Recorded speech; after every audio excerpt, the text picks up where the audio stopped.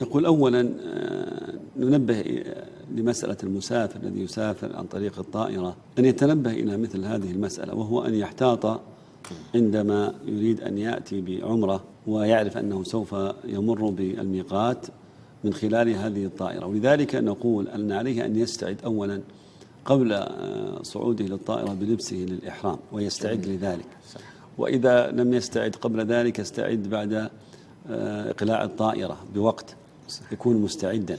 ثم أيضا يحتاط أيضا فيما يتعلق بالتلبية، فالطائرة سريعة، فلذلك المسؤول عن أو التنبيه عن محاذاة الميقات ففي الغالب أنهم ينبهون قبل الموعد بنصف ساعة، يقولون أن سوف نحاذي الميقات بنصف ساعة، ثم بعد ذلك ينبهون إذا حاذ أو حاذت الطائرة الميقات.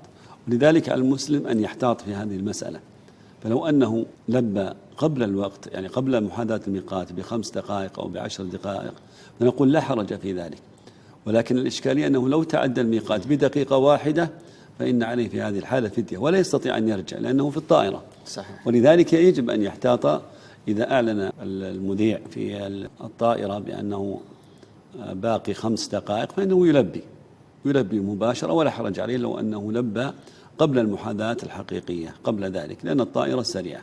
هذا من جانب. لكن لو أنه حصل له أنه تعدى الميقات ولم يتنبه ولم يلبي في هذه الحالة فإن عليه في هذه الحالة فدية، عليه فدية تذبح لفقراء مكة إذا وصل في هذه الحالة.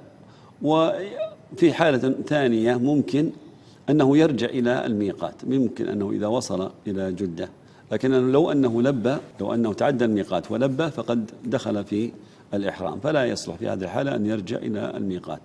ولكن نقول أنه في هذه الحالة أنه إذا لبى فإنه يذهب عليه في هذه الحالة يكمل عمرته، وبعد ذلك عليه فدية يذبحها لفقراء مكة. نعم.